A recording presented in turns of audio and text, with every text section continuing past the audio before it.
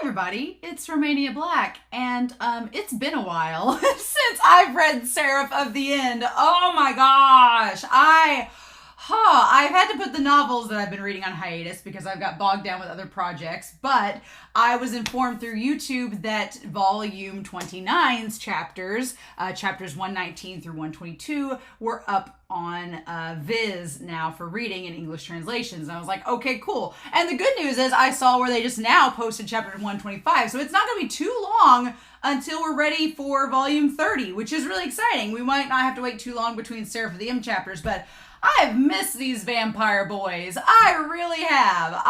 I'm starting the case study of Vanitas here soon, which, as I've watched the first episode only so far, relates in some regards to the vampiric world, which is exciting because I've missed these guys and I have wanted to get back to Seraph of the End for a long time, and now I am finding time to finally do so. So that's really exciting, right? But I had to go back and reread volume 28 just now to kind of refresh myself because, yeah, you just kind of decided to go on his own and go rogue. Why not? Rereading the volume, one thing that is so interesting about this series is that it makes its protagonist Yu is in the dark about a lot of things. Shikamadoji has left a lot of stuff in the dark for him, and there's still a lot of mystery with his character. But what I love about Yu is that Yu's always been who he is, right? He's always been like, I'm going to stick to my guns. I'm going to protect the people that I want to protect and everybody else. Bye. And I like that he kind of chooses the middle road. He doesn't say, oh, I'm going to abandon my family that I claimed throughout most of this manga to just rescue Michaela, and I'm not going to sacrifice Michaela just to be with my family. He's like, I'm not going to go that route. He's like, I think I can get both things. I think I can rescue Michaela and also save my family from this crappy situation. Now, whether he is successful in accomplishing that goal, I don't know, because this mangaka tends to be like, oh, I don't care if my protagonist fails. And I'm like, dang it. But as of right now, they have rightfully left the building, because I think that's smart. I think Gurren was being a bit manipulative. I think he was even getting the team to be a bit manipulative, even if they didn't realize it. And Shinoa crying over Yu and saying she can't live without him, I don't know how I feel about that. I'm a hardcore Michaela and Yu shipper. But beyond that, what I liked about Shinoa's character is that she cared about Yu, but she wasn't the stereotypical damsel in distress, like fawning over Yu. And her actions in the last volume, I was like, it kind of makes her sort of lean towards that character archetype. And I didn't want that to happen to her character. So I don't know what the mangaka is going to do with that. But I just don't know. I'm like, I don't want her to be a carbon copy. Just like I don't think Yu is a carbon copy of Gurren, even though there's similarities there. I don't want Shinoa to be a carbon copy of her sister. And I don't think that she is. But I'm hoping they don't go that route, right? And then, of course, we got Ajuromaru and Cruel's backstory, their ties to Shikamadoji and all that business, and just Yu deciding to go rogue. And I'm proud of him, right? I don't know where it's headed, but we still seem to have a bit of story left. So I'm curious to see what Yu's plans are and how he thinks he's going to outsmart Shikamadoji, because Shikamadoji seems to be pretty in control of the situation as we speak. But who knows? There's lots of other things brewing underneath the surface, so I'm curious to see what that's going to yield. But I'm really excited, y'all. I hope you all are too. But I'm finally sitting down, finally getting to volume 29 of Seraph of the End, and hopefully we won't have to wait long for volume 30. So I'm going to take notes in between chapters because I feel like I should, especially with a series like this. I do think that I need to take notes in between chapters just because there's usually a pretty hefty amount of detail with each chapter. So we'll see. But we're going to be looking at chapters 119, 120, 121, and 122 of Seraph of the End. So let's not waste any more time, shall we? We are going to start Seraph of the End, volume 29. It's about damn time. And we're going to do that here in 3, 2, 1, and let's jam.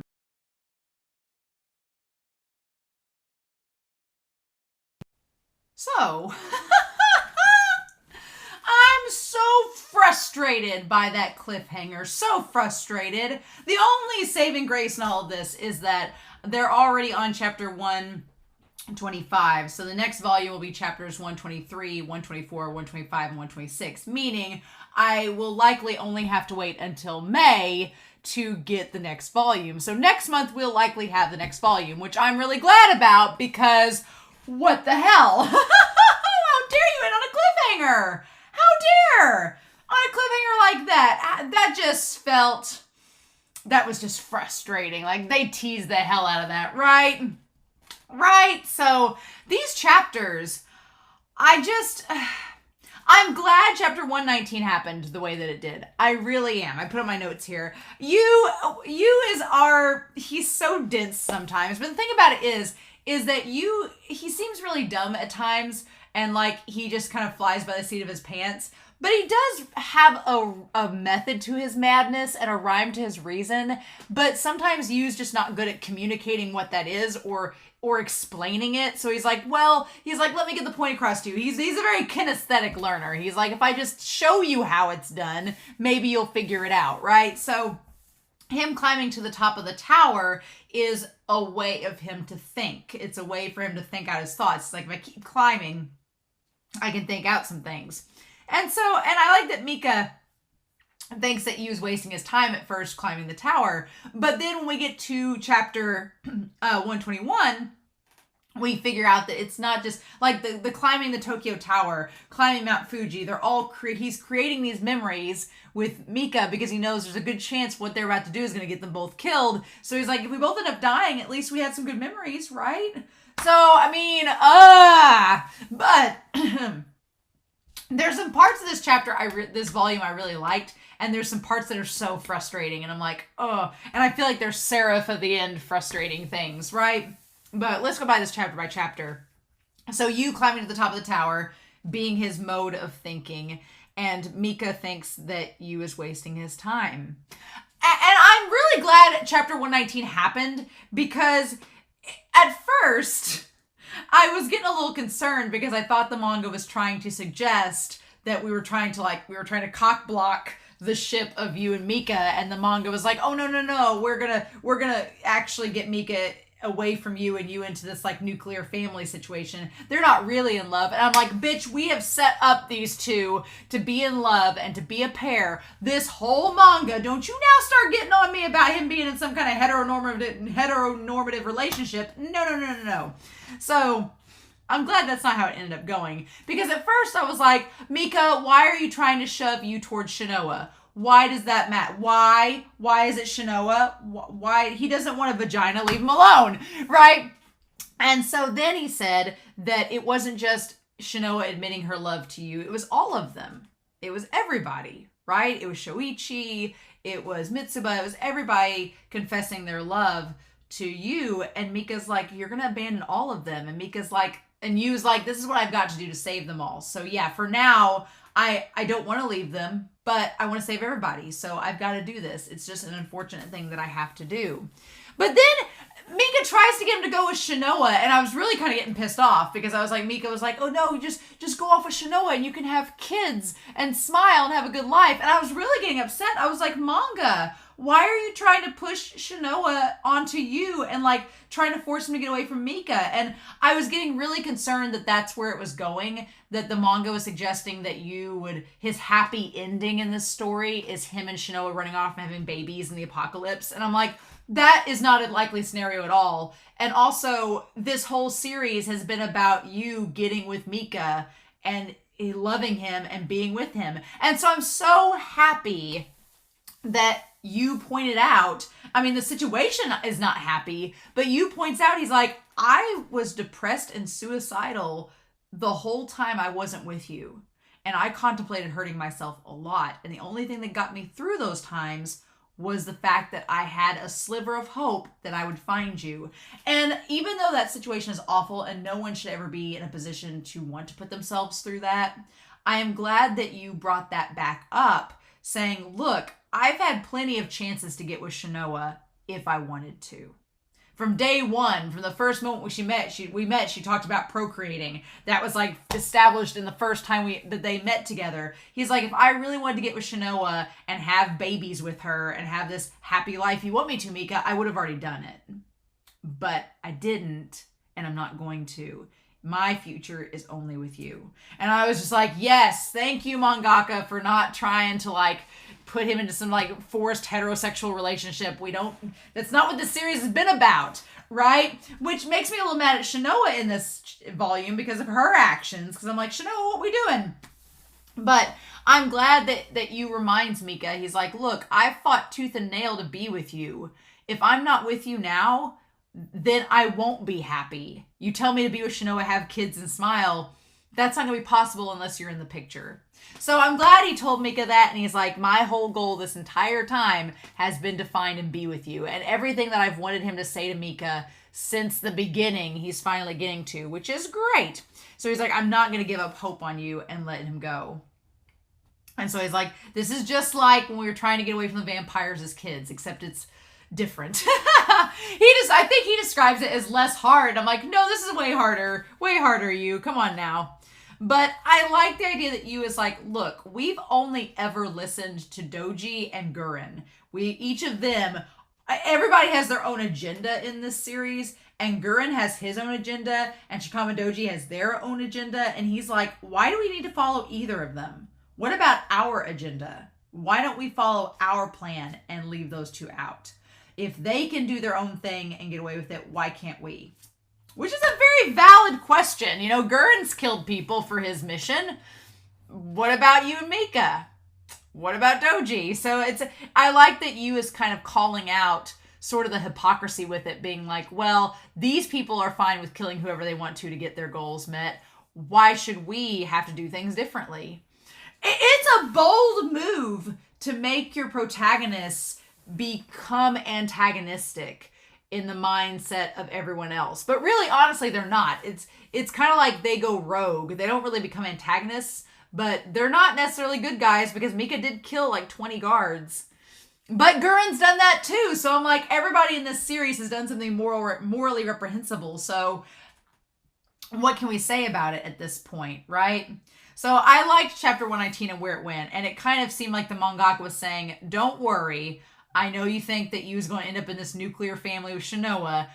No, probably not going to happen. And I was like, good. Not that I honestly, I like Shanoa's character, but this volume makes me a little bit upset with her because in chapter 120, so Yu and Mika realize that they realize that, okay, if we go into the past, we might be able to figure out where you come from, Yu, why Shikama Doji wants Yu so badly, what he's planning to do with getting Mika revived, and what we do with that, and we can possibly find a way to save everybody.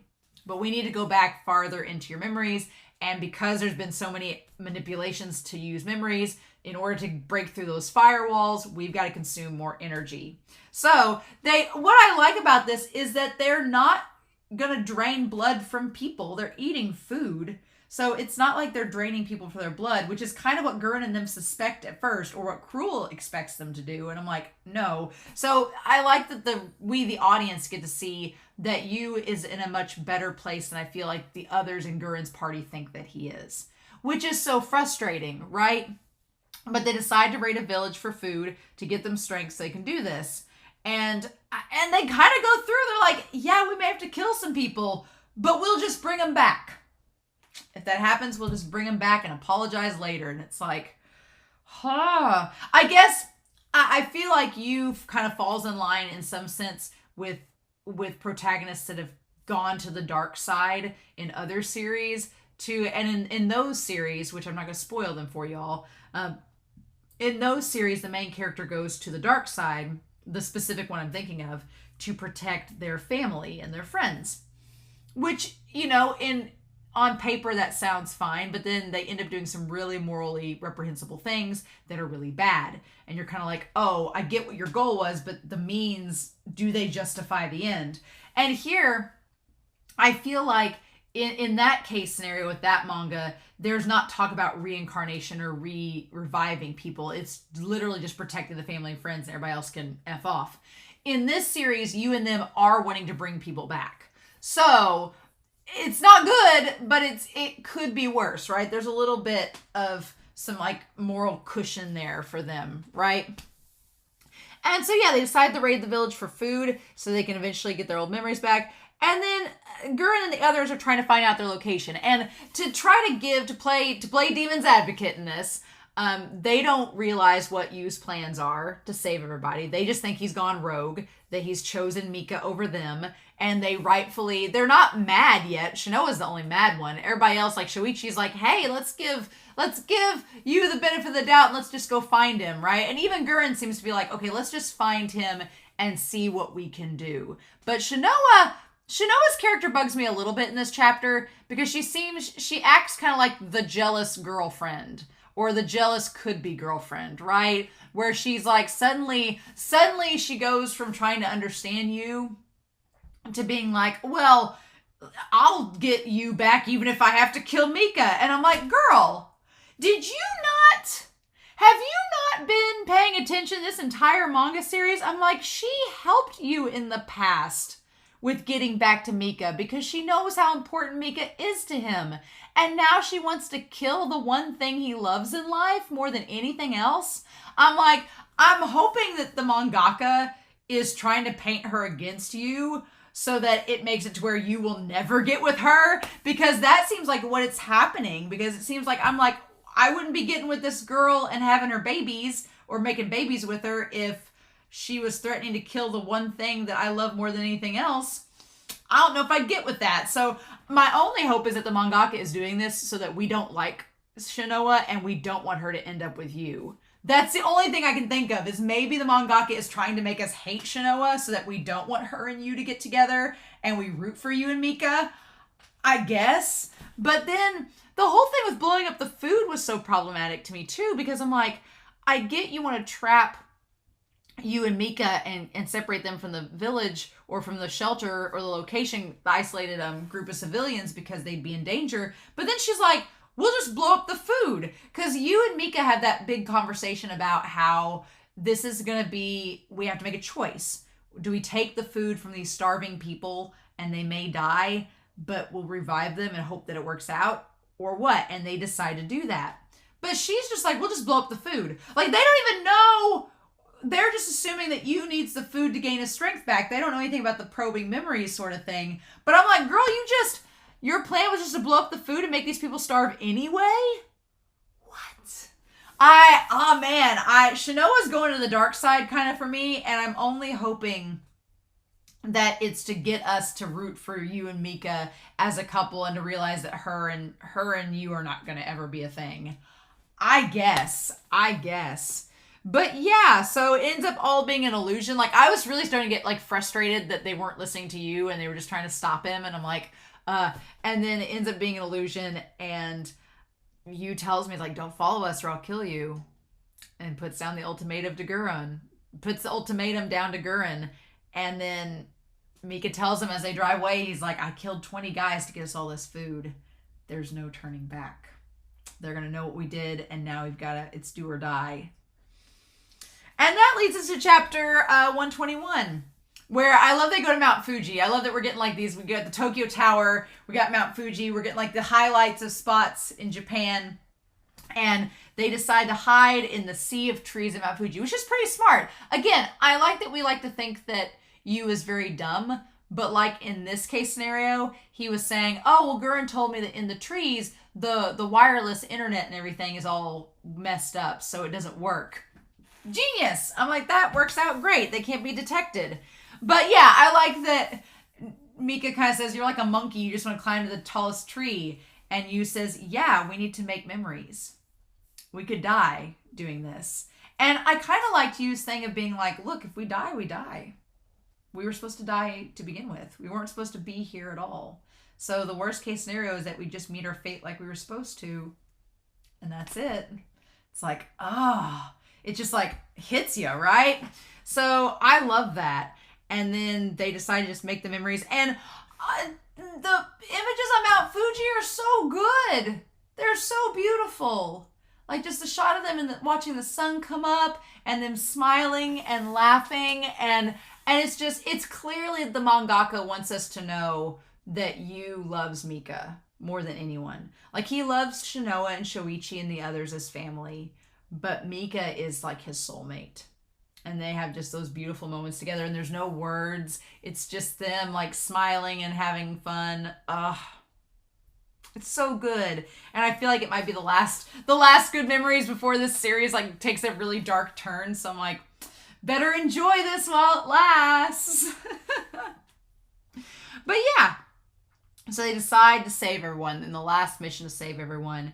Meanwhile, Rigger and Erd are securing Shibuya and getting ready to probe the memories of Shikoma Doji the same way to try to figure out what their goal is. So yeah, I really like that simultaneously we have Mika probing Yu's memories and we have Rigger probing the firsts. It's great. And then of course, we have Coretto and them just trying to figure out what the hell are we going to do.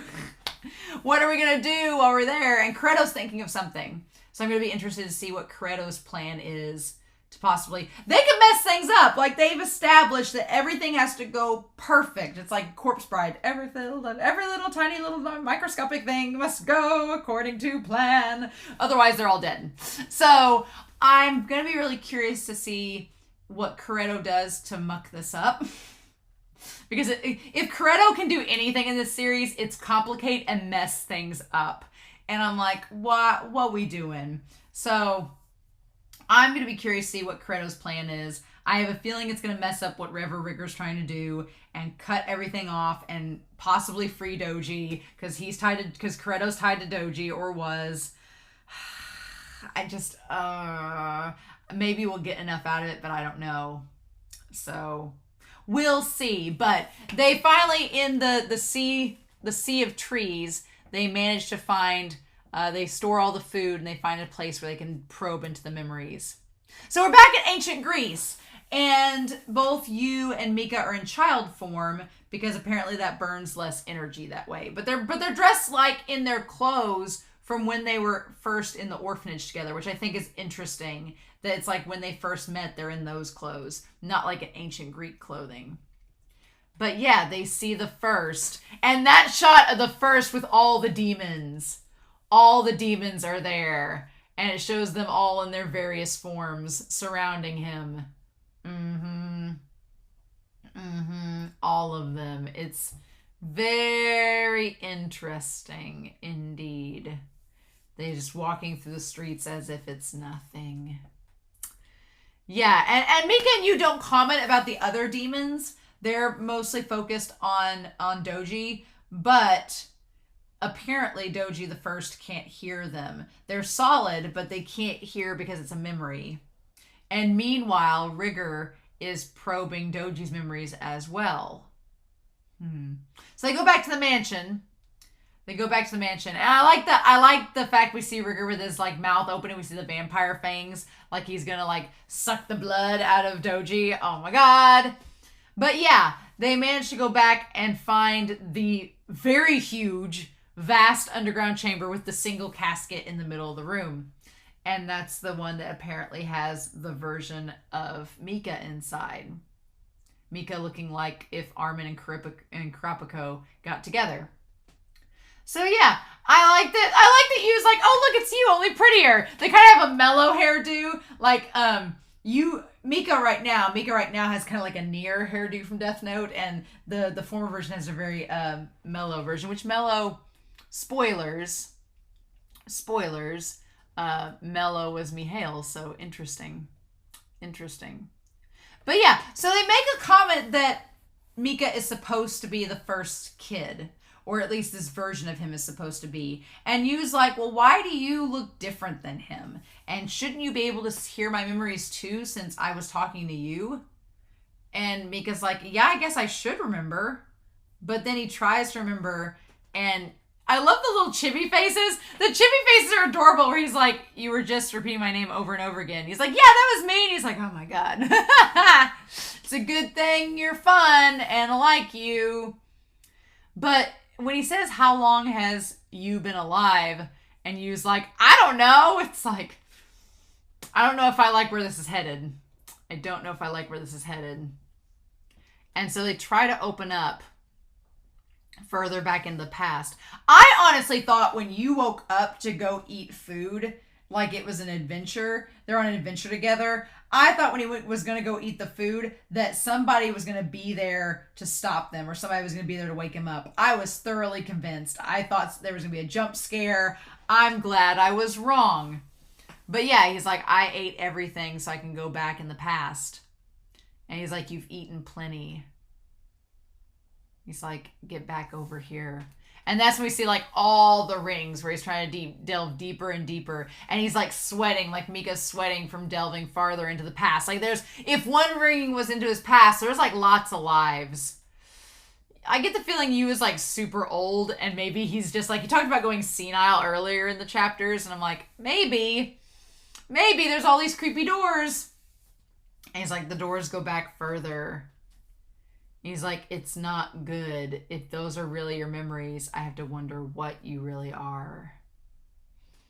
Yeah, and of course, they don't show us. They're going to tease us with it. How dare they? How dare they? So, I do like the idea of Yu and Mika going off on their own and having their own adventure, trying to like save the world together. But they can't tell the others because the others are loyal to Gurren. And they can't go back to Shikama Doji because he's got his own agenda. So I like that they've kind of gone rogue and are doing their own thing. This mangaka has a way to make me constantly paranoid that the others are going to catch up to them and stop them. So it's just like... Ugh. And somewhere inside of you is Azuramaru, who is just hanging out, chilling out, watching all this unfold. Who knows? I'm wondering if Azuramaru, since he's inside you right now and seeing all these memories, if he eventually gets separated from you, that he goes back and tells Cruel everything and tells what they're doing. I don't know how that's going to work, but I'm curious to see what the overlap is going to be in the next volume between Yu's memories and the firsts. Like, where are they going to overlap? How's that going to work? What's it going to look like? Etc., etc. But I can't believe it ends on a damn cliffhanger. Frustrating. The only good thing is that we won't have to wait long for volume 30. It should come out in May, so I should have a reaction to it up in May or June. Early June at that. So that's my only caveat. I'm like, at least I don't have to wait long before we have the next volume. But man, is that frustrating, right? So... In any case, I'm very curious to know your thoughts down below. Please, no manga spoilers. It's going to be very soon when I read the next volume, but I'm excited either way. So I hope you all are too. But I'm curious to hear your thoughts below, especially with how everybody's acting, how the characterization is going, you and Mika, Shinoa and the others. I'm curious to know too. But I hope you all enjoyed this reaction and discussion, and I hope you all have a wonderful week. Please stay safe, take care, and yeah, no worries. We'll be back very soon with more Seraph of the End. Bye.